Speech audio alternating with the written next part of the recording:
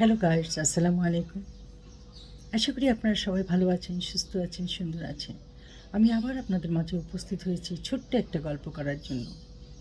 তা যদি ভালো লেগে থাকে সাবস্ক্রাইব করে বেল বাটন টিপে দিন, বেশি বেশি শেয়ার করুন। সন্তান জন্ম দিলে তাকে আদর্শবান করতে হয়। সন্তানদের সব কিছু শেখার মূল স্কুল হলো পরিবার। পরিবার তাকে শেখাবে কিভাবে আদব কায়দা শিখতে হয়, কিভাবে বড়দেরকে সম্মান করতে হয়, পিতামাতাকে শ্রদ্ধা করতে হয়, কিভাবে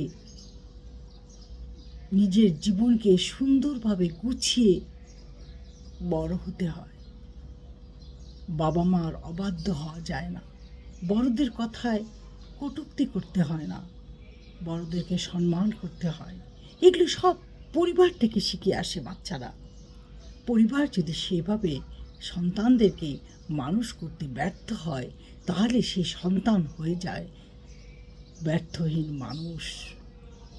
কারণ পরিবার তো তাকে ভালো করে শিক্ষা দিতে পারে নাই। পরিবারকেই দিতে হবে উপযুক্ত শিক্ষা।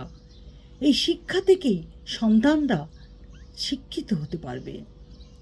মানুষ মাত্রই ভুল করে, সে ভুলের খেসারত সারা জীবন তাকে বয়ে বেড়াতে হয়। তাই পরিবার যদি এই সংশোধনগুলো না করে দেয়, তাহলে কোনো সন্তান ঠিকভাবে মানুষ হতে পারে না। সন্তান চোর হয়ে জন্ম হয়নি, চুরি করা পরিবার থেকে শিখেছে। কারণ সে প্রথমে তার মায়ের জিনিস চুরি করে লুকিয়ে রাখত। মা শাসন না করে হেসে উড়িয়ে দিতেন, বকাঝকা কম করতেন, বলতেন জিনিসটা বের করে রেখে দে, এই ধরনের দুষ্টামি করে না। এইভাবে করতে করতে একদিন সে বাইরেও চুরি করা শুরু করে দেয়। সন্তান মায়ের সাথে খারাপ আচরণ করে, মা বকা দিয়ে চুপ হয়ে যায়। মা যদি তখনই শাসন করে দেয়, তাহলে কিন্তু সন্তান ভয়ে আর এই ধরনের আচরণ করতে সাহস পায় না।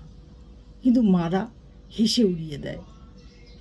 তারপর সন্তানরা এগুলোই শিখে যায়, আর এই শিক্ষা থেকে তারা তাদের জীবনটাকে অন্ধকারে নিয়ে যায়।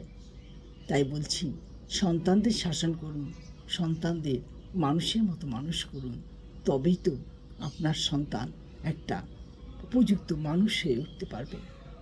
আজ এই পর্যন্ত। ভালো থাকেন, সুস্থ থাকেন। আল্লাহ হাফেজ।